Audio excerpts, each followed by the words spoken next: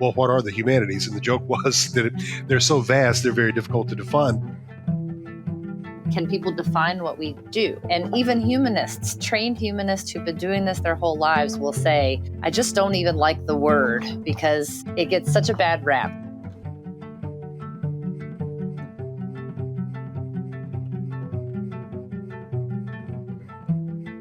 Welcome to Common Ground, Humanities at Work, a special series of Mountain Talk, produced in conjunction by Appalshop and Kentucky Humanities, that brings you into the heart of the work shaping communities across Appalachia and beyond.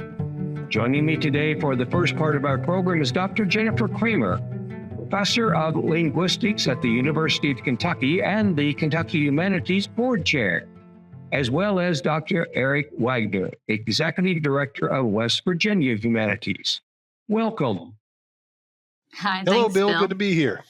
Let's begin, Eric, with you, just because, as you know, and as I know, across this vast United States of America, and certainly the 13 states that make up the Appalachian region, we all conduct our programs at Humanities Councils in different ways. We're not cookie cutter. Some of us have programs that mirror what others are doing, and then you find someone who is doing something all on their own. So why don't you just take a moment right at the top to tell us about the programs that you produce at West Virginia Humanities, and really how they affect the work that you do in Appalachia. Well, Bill, as you know, I'm an escaped academic myself. I spent about 20 years teaching in literature and writing classes. And one of the courses that I always really loved teaching was Appalachian literature and culture. And we like to say in West Virginia, because we are the only state in the region that lies fully within the boundaries of Appalachia, there's very little Appalachian culture that's not visible somewhere in West Virginia. And so that's really, as I moved into this job in 2018, we found it was a really interesting way to talk about West Virginia, not only as its own state and its own collection of living, vibrant cultures, but how West Virginia connects with other parts of the world, both inside and outside of Appalachia. So the ways in which we do that, the two ways that are probably the most visible are the West Virginia Encyclopedia online. Like a lot of state humanities councils and some state agencies, we printed a version of our state encyclopedia, the West Virginia Encyclopedia, in 2006. And in 2010, we took it online. And that we still do sell and contribute copies of the print book, but the online version really has overtaken it. We feature over 2,500 full-length articles on West Virginia history, culture, science, politics, arts and music, every sort of category that we can think of. And we have visitors, we're happy to say, from all around the world. We record, on average, about 750,000 visits annually from anywhere between 180, 190 countries around the world. So we are truly worldwide through the encyclopedia online. The other program, which is a little more modest, but we're very proud of, is the West Virginia Folklife program, which is a project of our council. And that program works to document and preserve and share the true breadth of West Virginia's vibrant living traditions. So everything from music to storytelling to food preparation to textiles, functional art, seed saving. We've animal husbandry. We've had all kinds of traditions and all sorts of communities featured as part of that Folklife program in the it's now 10 years since we began it. So we strive to serve around the world and bring West Virginia's story to the world, but we also work very hard to document what's happening here at home in ways that really a lot of West Virginians may not get to see even in their own backyards. Yeah. So we try and go deep. Interesting, and certainly different than the programs that we produce. How many humanities councils do you think have an encyclopedia in their states? I'm not certain. I know Virginia, very close to us, Virginia Humanities, which is run by Matthew Gibson, has a really wonderful version. And I think quiet as it may be kept, I think we used theirs as a model when we were putting ours together originally. But Matthew and I have talked a lot about how those projects really create a lot of opportunity for the sort of cross state border initiatives, because of course there is no West Virginia history without Virginia history. Yeah, It's exactly. just, it's a really, it keeps one mindful, I think, of the ways in which we're all interconnected. We exist in our own time and space, but we're interconnected with other people in other states and other communities. And that's a lesson that I think the humanities teaches time and again. Jennifer, Dr. Kramer, who is our board chairman chair at Kentucky Humanities, has been on our board for 6 years. Board chair for the last year during this tumultuous time and I think Eric and Jennifer, it might serve us well. This is not an idea. This conversation, this podcast is not something that just fell in our laps. One of our other board members, Aaron Asbury from Appalshop, brought this idea after we were put upon by the Department of Government Efficiency and thought that maybe some attention needed to be created, if it's not already there, about the humanities. Eric and Jennifer, I think both of you at times have struggled, as I have, with explaining exactly what the humanities are and how widespread each and every aspect of the programs that we do touch people. So Jennifer, let me just ask you off the top, in the time that you've been familiar with the humanities community, from attending national conferences and other events and working at the University of Kentucky, just give me your sort of top of mind thoughts about the humanities and where we all find ourselves today. That's a big question, Bill. I think that the humanities face a public identity crisis right now. And it's not new. It's been going on for some time. It all boils down to, can people define what we do?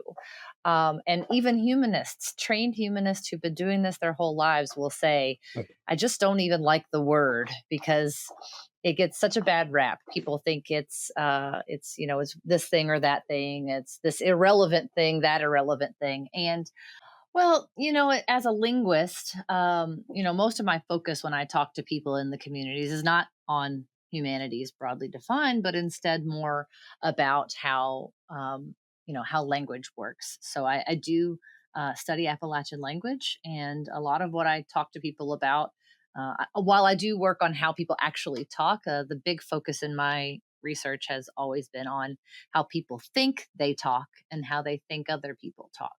And so I spent a lot of time talking to people, both rural and urban people, and asking them to tell me about themselves and everybody else. And they've got some good ideas about what's actually happening with language, more than any linguist could necessarily get to without asking the people themselves.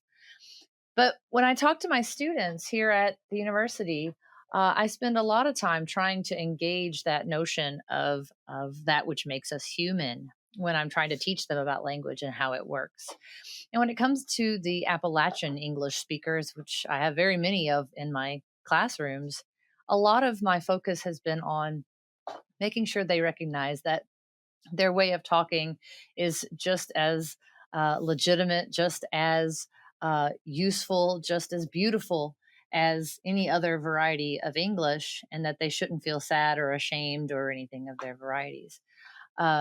And so getting to talk to people in communities like Eastern Kentucky is always a treat to me, because they have such local, culturally bound perceptions of the world that you just wouldn't be able to get to unless you talk to them yourself.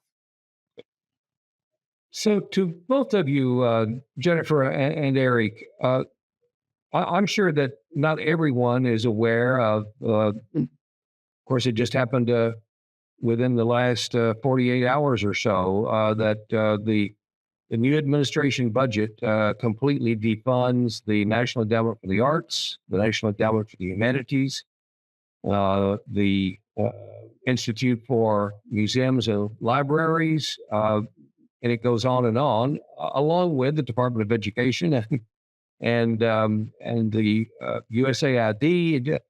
But I'm sure there are a lot of people who don't really understand the work that we do. Eric and Jennifer, I want you to give me some examples. And Eric, your story that you just told us, an excellent example, but that one and others.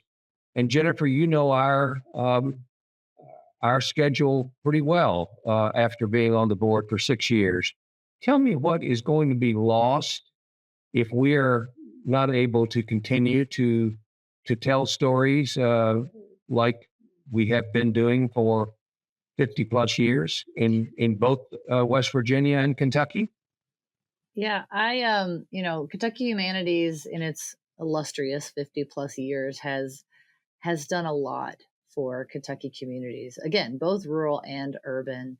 And I think that when the inevitability of lower budget numbers, whether that number is zero or it's something more than zero, the inevitability is those programs are going to have to get smaller, which is necessarily going to constrain our reach. Some of the programs, Kentucky Humanities is well known for our history programs. Obviously, we have made a big name for ourselves for our Chautauqua programs, where we have people who portray some famous Kentuckians, and they do a fantastic job.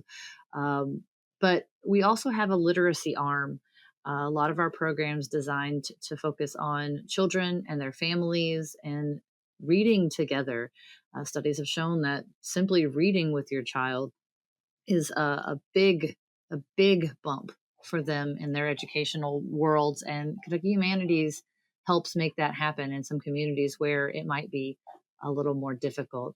Some of the poorest counties in the country are in Eastern Kentucky. And a lot of our efforts go to providing programs in those communities where the economic outcomes are difficult, to say the least. And I think that's going to be something that if we can continue doing that programming, we would be able to reach a lot of people. But again, the funding gets cut, and that becomes a more difficult problem.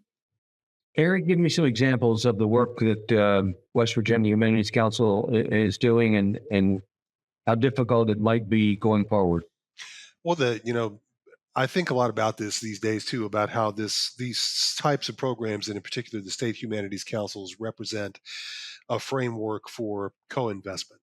These are federal dollars that are appropriated by Congress that our representatives have said, yes, this has value, this has meaning, and it makes things happen in our home constituencies in our home states. And it's important to note, I think, always that we, as part of our relationship with the National Endowment for the Humanities, historically, we have put up $1 for every dollar that comes to us through that agency. So I think co-investment is the proper term to use here. And what you get for the doubling of that, that's designed. I mean, that's by design. It's intended to increase the power, a relationship like that, of federal money by combining it with private funding.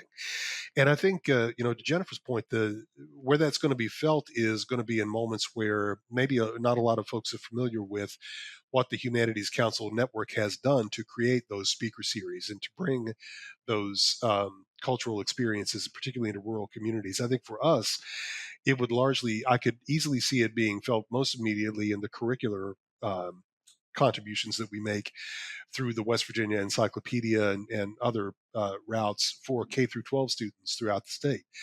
And what's going to happen is, if EWV and the Encyclopedia Online and some of those other programs are defunded or drastically reduced, you'll have a lot of parents say, "Oh, what happened to that program at the library that my kid really loved? What happened to that speaker that came to my son or daughter's classroom? What happened to all the resources that we were able to get to?" And so programs like these, I think it's useful to think of them as, this is the stuff that you invest at the beginning of a kid's life so that societally you don't pay the cost later.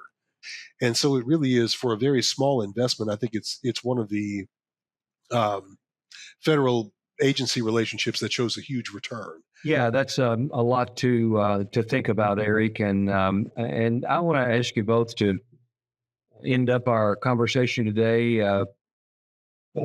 We have Eric and Jennifer as board chair been thinking a lot about this.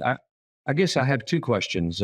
One, Eric, the way you expressed yourself in that response, why do you think that certain members of Congress and the administration don't see it the way we do? And Eric, I think one of the most important things that I've been most proud of is that we have been nonpartisan, that we don't show bias in our programming, and that we've tried to reach each and every segment of the population. But we're at a time now when this has been foisted upon us out of the cold, dark night when we didn't expect it to happen at all. So why do you think there's that disconnect about the work that we do and what we've been able to do for so many years? Now, there have been attempts at defunding or reducing our federal funding. We all need to know, we all need to reduce our use of federal funds. We certainly, this has been a cold, wet wash rag across the face that we do need to go to private funding a lot more. But why do you think that people now that are doing this to us don't understand our mission? Ooh, I think you hit on it, Bill, in kind of in passing, in an observation you made about being proud of the nonpartisan nature of our work, and that's, to my mind, that's where I like to put a lot of my thinking. We have, in the lifetime of our organizations, really built up a lot of bipartisan goodwill. So I always like to look at the inroads we made, friends on both sides of the aisle and people who really admire the work that we do. And I think the ones, to your question, I think the ones who support us most are the ones that understand with the greatest detail the kind of work that we do. I think the two things that I often try and underscore for, let's say, new representatives who are coming into Capitol Hill or in state government who may not really be familiar with what we do is we always make the point that the work we do is indeed nonpartisan, that it exists not only, this may sound a little grand, but I think not only outside of politics, but in a way above politics. In the values that the humanities take as fundamental have to do with the innate worth of every human life, with a great faith in the capacity of thoughtful conversation to help us solve problems. Phrased that way, we have always found a very good reception. But I think the other part of that we have been messaging increasingly in ways that I'm very heartened to see is about efficiency. It is about efficiency. It's about making those federal dollars do exactly what they are intended to do. If you look at it even from a fiscally conservative standpoint, this is a wonderful model for fiscal conservatism. This is the return of tax dollars to the taxpayers in those states who want to help support programs that they want to see in their home communities. So if you're going to look at it simply from the terms of fiscal efficiency, it's for something like 20 cents per person per year. Our council alone, the West Virginia Humanities Council, is able to contribute about $1.3 million to the state's cultural economy. So you look at it from the standpoint of public good, or you look at it from the standpoint of efficient use of resources or fiscal conservatism, I think it's a win every time. And that's the argument that I've been trying to bring into all of these conversations as we try to, as one has to do every so often, sort of make the case for, well, why is this a good continued investment? Why is this a solid bet? Yeah, Jennifer, before I let you weigh in on this, I just want to remind folks that they're listening to Common Ground, Humanities at Work. It's a new series from Mountain Talk, produced with Appalshop as our partner and Kentucky Humanities. And we're talking about the humanities in Appalachia. And we'll have a series of conversations with executive directors and board members and grantees and Eric, possibly people who oppose us. I'm going to be open enough to say that. And Jennifer, I want to get your response to that last question. But then I want you both to think about, as we conclude, this question that was asked to me by a member of the press in one of these rounds of interviews. And op-eds and all of the publicity that occurred after we received our termination of federal funding on April the 4th, April 2nd to the April the 4th.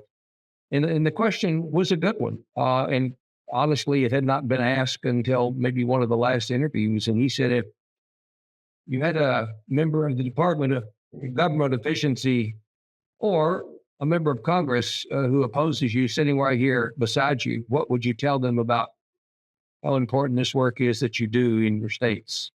Jennifer, how would you respond? Bill's asking all the big hard questions today.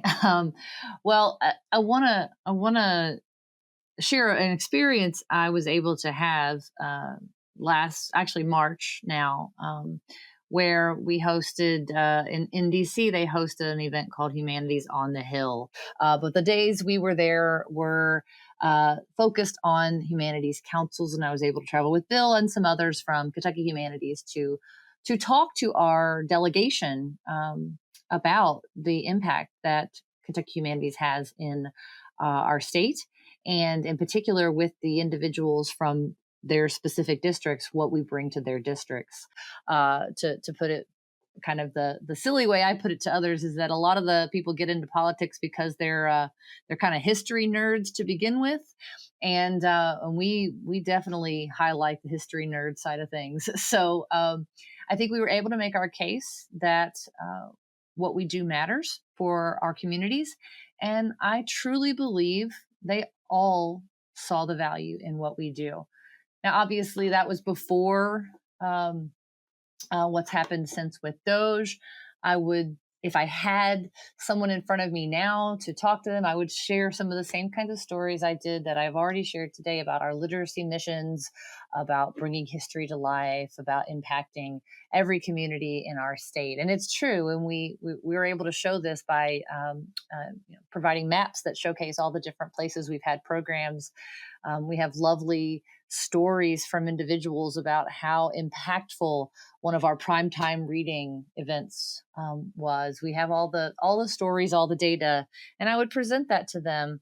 The question would then become whether they thought that was the right way to spend money. And I think that's really what Doge is supposed to be about, is efficiency. When maybe they don't necessarily disagree with what we do, but maybe whether you should spend the money on it the way that we currently do. So I think it would kind of depend on their take. But if they're like the rest of the Congress people I spoke to, it wasn't necessarily clear from how they talked about what we do whether they were going to sign a bill that would decimate our budgets.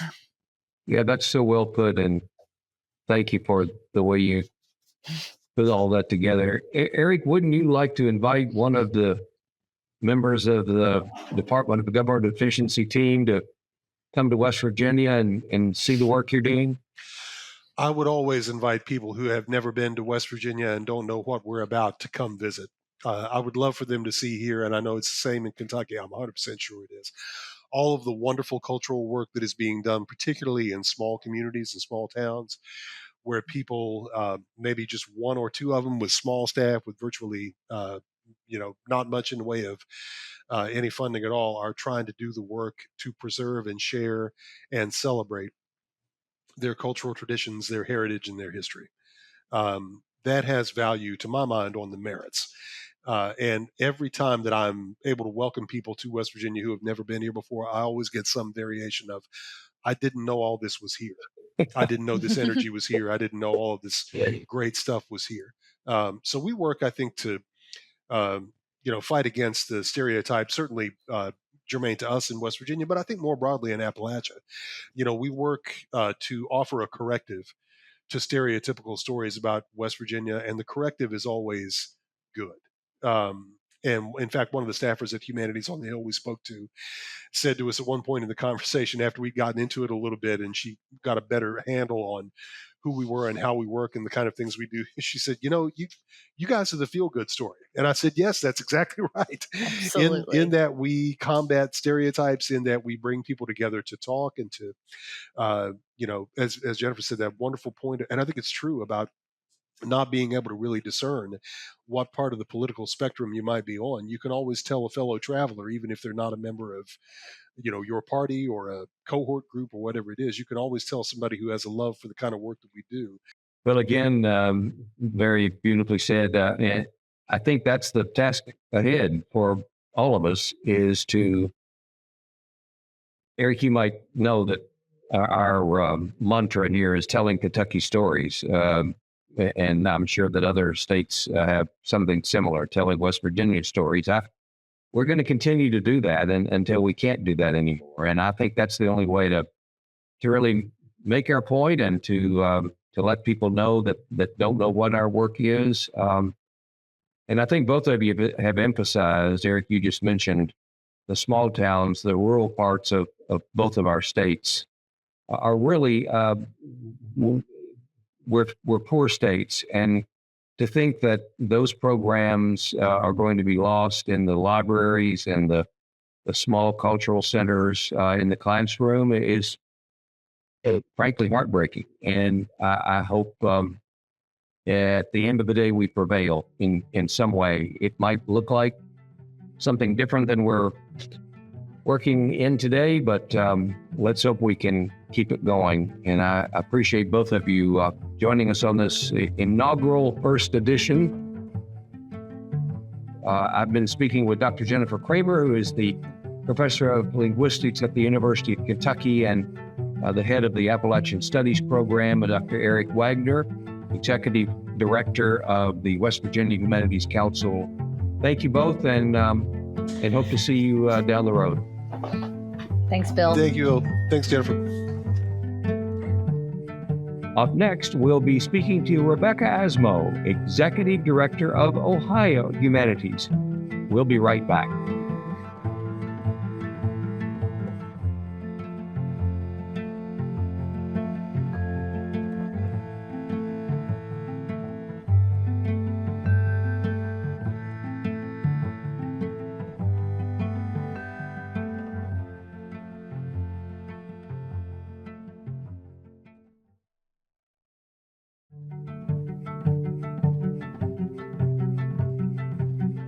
Rebecca, I want to begin by talking about Ohio and Ohio Humanities, but I would dare say that if we're talking about the Appalachian states, 13 or more or less, there would be a question or two about whether or not Ohio is really an Appalachian state. Do you ever get that question about, is Ohio really an Appalachian state?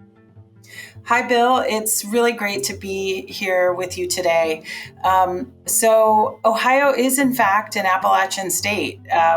We are often thought of as maybe a Midwest state or a Rust Belt state.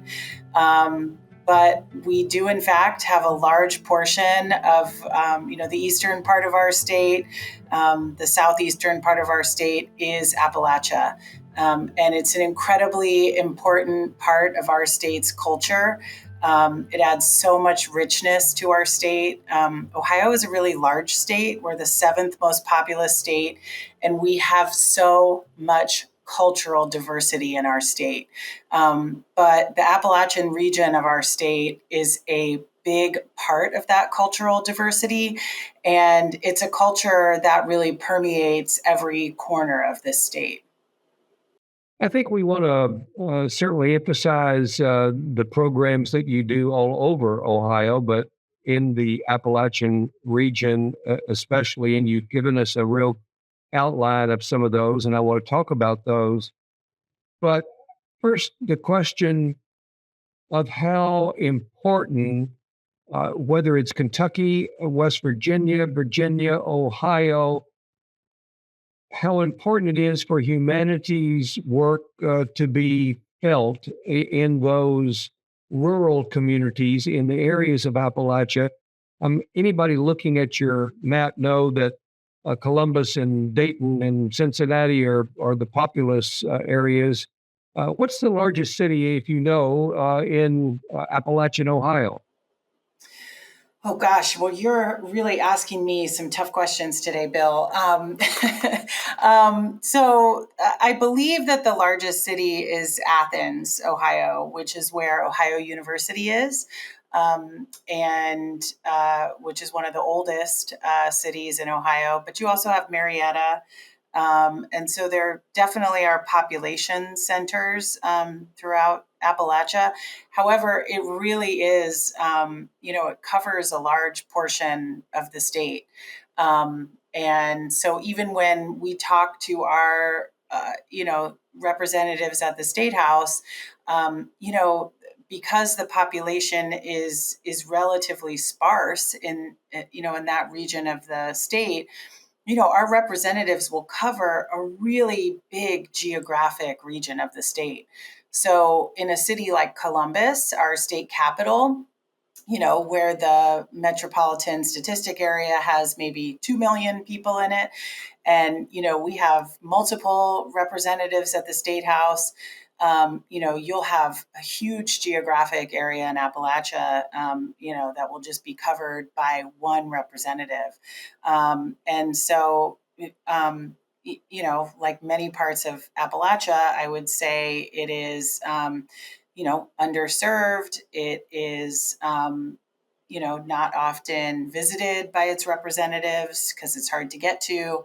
And then, of course, there's not as much infrastructure, and whether that's grocery stores or, services for people who are experiencing homelessness or hunger. But that's also true for cultural assets like museums or funding entities. And that's why the work that you do is so important in those rural regions, correct? Humanities is the only statewide funder in Ohio that exclusively funds the humanities.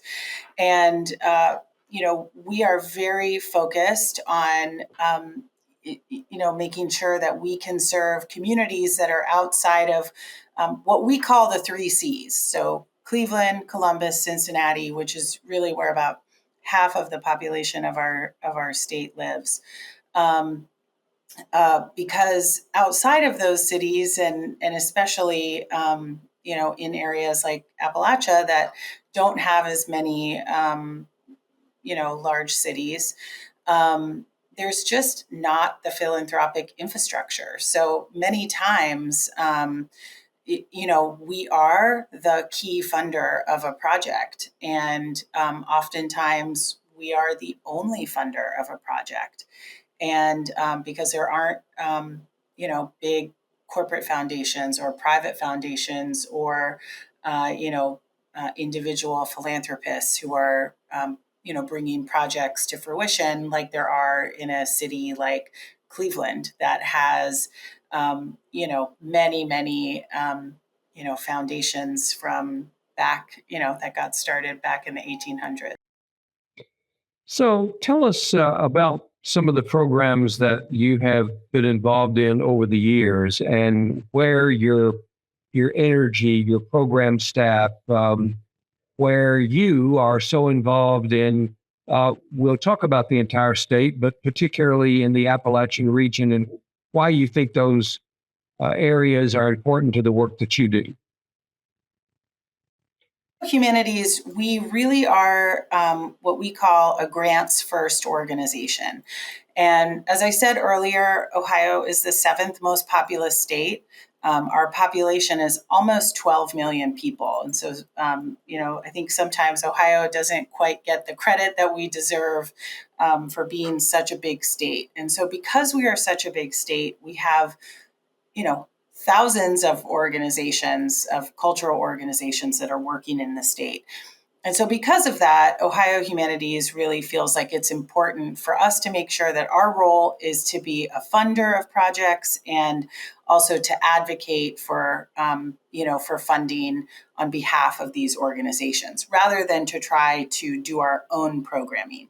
And although a region like Appalachia has, less density of organizations, there still are so many organizations and so many individuals that are doing, incredible work in that area. And so, as such, a lot of the investments that we make are in projects, in organizations, and in individuals. So I'd love to talk a little bit about, some documentary films that we've invested in that really do a great job of amplifying just some incredible stories, and then some really, some innovative projects that are coming out of that area that I would really love to see, scale throughout Ohio, but also throughout the country. And so, do you want me to start maybe with some talk? Yeah, I think that'd be great because you certainly have been involved in a number of really interesting projects. As you know, our production, this podcast is produced by Appalshop, and they have for many, many years, plus 50 plus years, almost as old as our humanities councils are. They've been involved in filmmaking and archiving and really trying to produce the kind of work that brings attention in a very positive way, but without glossing over the catastrophic events that have occurred in Eastern Kentucky and elsewhere in Appalachia. So please do share with us your work in that area of documentary film. And I'm going to talk about 3 projects. And of course, these are very recent projects, although, there's many more that we've invested in. So, of course, I just stated that, we don't do our own projects, but then I'm going to contradict that and talk about one project that we really were very involved in. And that's a documentary film called The Lincoln School Story. And so, the longest sustained action of the entire civil rights movement actually took place in Ohio and in the foothills of the Appalachian Mountains in a small community called Hillsboro, Ohio. And it's an incredible story. And between 1954 and 1956, a group of 19 mothers and 37 children did a daily march every single day, about a 2.5-mile round trip march to the white elementary school in their community in Hillsboro, Ohio. Even though Ohio is a northern state, in a town like Hillsboro, they practiced Jim Crow segregation. And so these women and children, while they were bringing a court case, which ended up being the first northern test case of Brown versus Board of Education, they did this daily march every single day. And they did it for 2 years. And this action started a year before the Montgomery bus boycott, which in all the history books, the Montgomery bus boycott is considered, really the official start of the civil rights movement. And they kept going, for about 8 months after the end of the Montgomery bus boycott. And they, won their case. They were able to desegregate the schools in Hillsboro, Ohio. And this story was almost lost to history, even though the children who marched, in this action, when they were 7 and 8 years old, are still alive. They still live in Hillsboro today. It just was a story that, because it was women and children who primarily did the march, and because the story was primarily told in Black publications, it just wasn't something that was remembered. So we were able to produce a feature-length documentary film that aired on PBS stations across the country last year. And I just think that's a great story because that's something that happened in Ohio, in Appalachia. And it's a story that's still alive because the men and women who accomplished it are still alive and still with us today and still living in that community. And so that's a story that we are really proud to have been a part of, and not just producing the film, but also, our team digitized, so many records that are now available to the public. We published a children's book so that young people can learn about the story. And, we just told the story to so many audiences so that Ohio really knows that story now and is very proud of that story. Well, that's an amazing story. And frankly, I had not seen the film. I would love to. I'm going to put it on the list of things that I need to do right away. And just ironically, Rebecca, I'm because this was long scheduled before the demise of the National Endowment for the Humanities and our funding issue, which we can touch on a little bit later. But I will tell you that I'm going to do a Southern civil rights trip in just about a week, and I will be in Montgomery. And if the guide that's taking us on the trip happens to mention that the Montgomery, Alabama bus boycott was the longest and most important, I'm going to speak up and say, nope, it's Hillsboro, Ohio. I'm going to correct them right there on the spot. But, I think you would agree with me. We certainly would not disagree that this is where the work in the humanities that we do, the history of this story is so important and should still have sustainability over the many years. I mean, just think if you had not produced this story through Ohio Humanities, it might have been lost forever. Absolutely, and it was very much at risk of being lost forever. I was actually recently in Montgomery as well, and at the legacy sites, I was walking around a park and reading a lot of the plaques that are dedicated to the Montgomery bus boycott, which is an incredible accomplishment.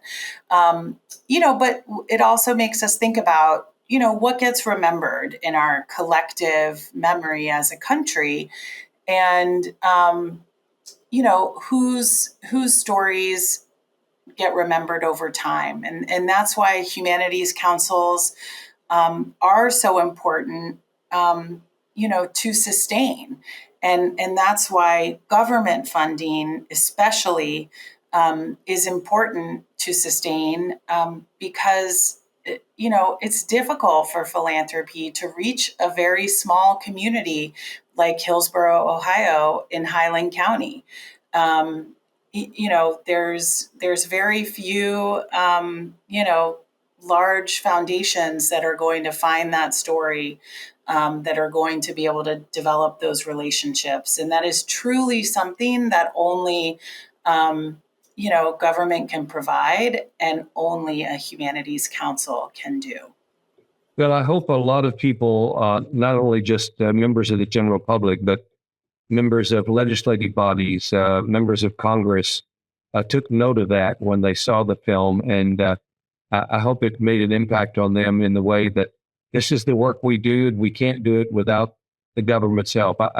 There's not one of us executive directors who would deny that we probably rely too much on federal funding, that there's not something that we could do a little bit better with private philanthropy. But this is such a great example of the work that was done by you and bringing this story to light. So much congratulations on that. But you have others too. Tell us about. I do.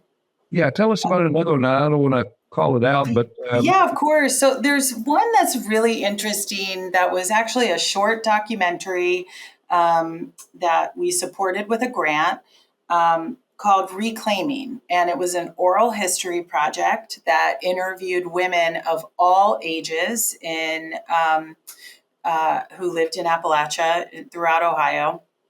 And it was about reproductive health. And so it interviewed them, telling stories about their life. And, and the women were anywhere from their early 30s all the way to their 90s. And so they talked about what it was like to grow up, in Appalachia and in their communities, and what they learned about their bodies, and reproductive health and pregnancy and, sexuality and different herbs that they used and what their grandmothers practiced and their grandmothers who were midwives, which we know that so much of what we know about women's health today actually comes from practices that granny midwives in Appalachia passed down through generations. And for a lot of years, a lot of that wisdom was actually ignored by I would say by kind of the mainstream medical community. But today we're starting to understand that a lot of that really, is very wise information and a lot of times is some of the healthiest and best practices for women. So that's a really incredible film. It's about 20 minutes long. It's called Reclaiming, and just a really interesting project. And again, to be able to hear directly from women of all ages these stories is really great. And then the final, two projects. There's just right in the tip of Ohio, in the southern tip of Ohio, is a city called Portsmouth. And a lot of Americans, if you're not from Ohio, you might know Portsmouth as the epicenter of the opioid crisis, is often what it gets called in the media. Or in the 80s, it was, there was a Time magazine article just really kind of calling it like, the picture of poverty in America. But there's a wonderful filmmaker named Amanda Page who loves Portsmouth. And she did a beautiful documentary called Peerless City. And it tells the story of Portsmouth through the lens of three different mottos that Portsmouth has had throughout its history. And it, just gives us a different vision of Portsmouth. That is also available on PBS. And we also just funded Amanda with a planning grant, and she's working on another film called Why I Stay. And it is about why people choose to stay in Appalachia or why they come back after leaving for a while. Because Amanda did live, in Columbus for a little while and then moved back to Portsmouth where she grew up. And so I'm really looking forward to seeing that film and hearing those stories. But more importantly, giving, Americans a chance to hear those stories. So they really have a different view of Appalachia and not just stereotypes. Well, all of these are so interesting, and I want to see them all. I'm particularly interested in Why I Stay. That is a theme or a subject matter, I think, that gets a lot of attention and conversation. And again, it addresses rural areas. The you mentioned using the term underserved earlier, but I also think that it also underlines in many ways the work that humanities councils around the country do. And I think the emphasis is important and worth repeating that, yes, we do programs in the urban areas. We have a lot of support in cities and in the suburban areas of our states.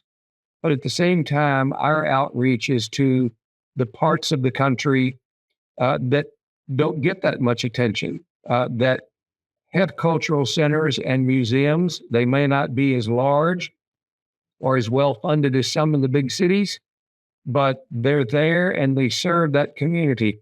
I don't think you do the Museum on Main Street program, do you?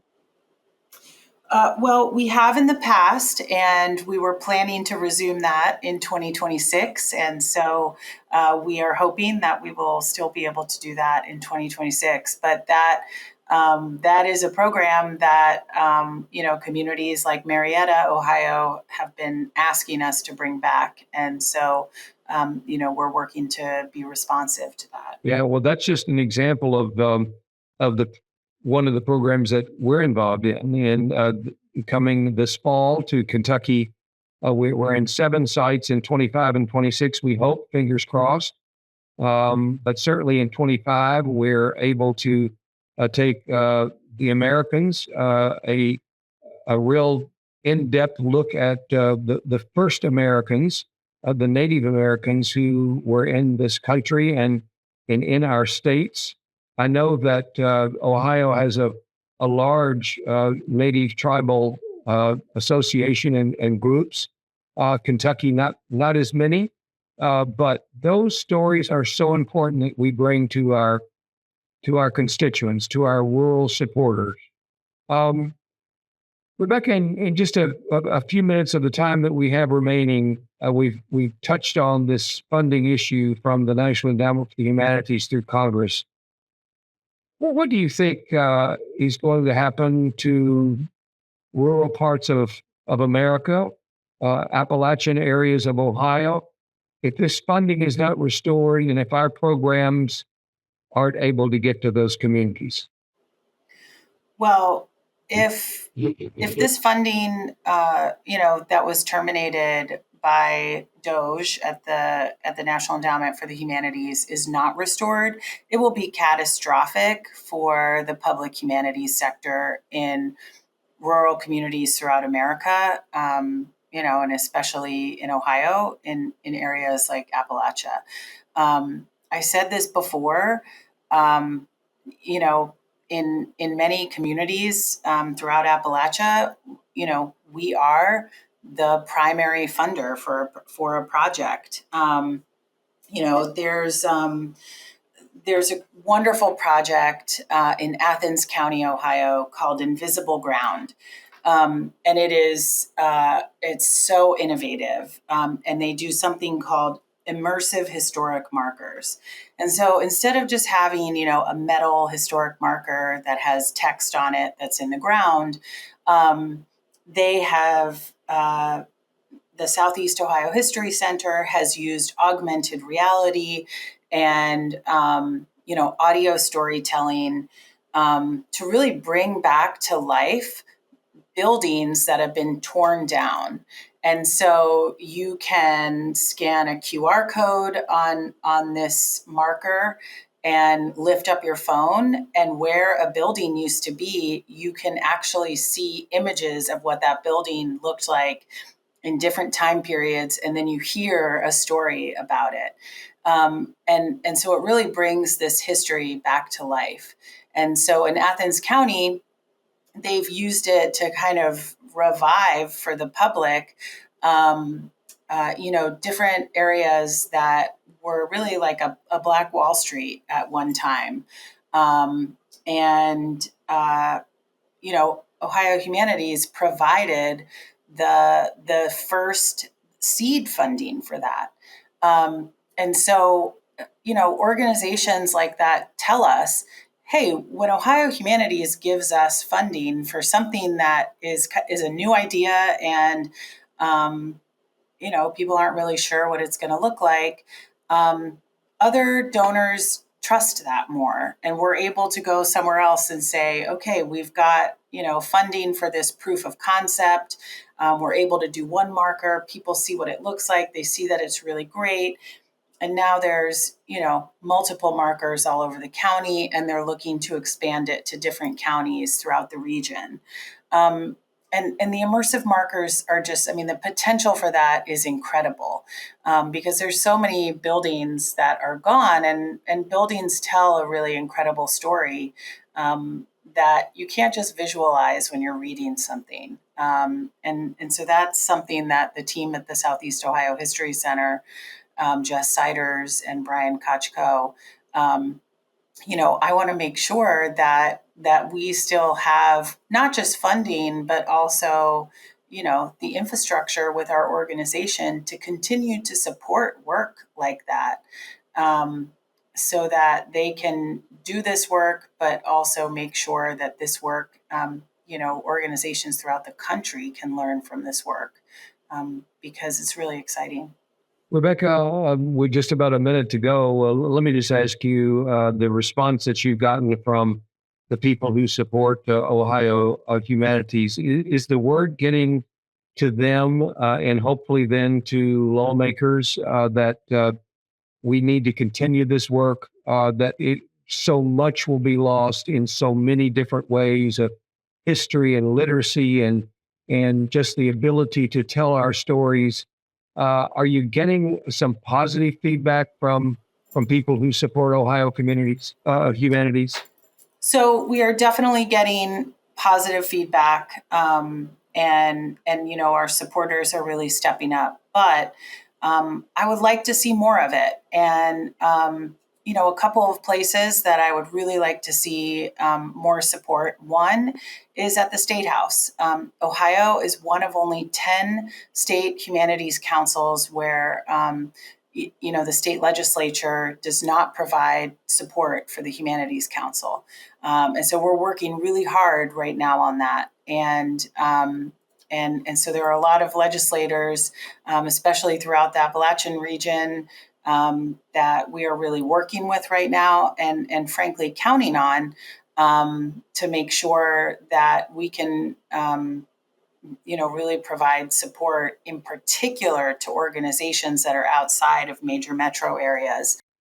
Well, let's stand strong together and continue to tell our stories in all of our Appalachian states, as well as the entirety of the states that we represent.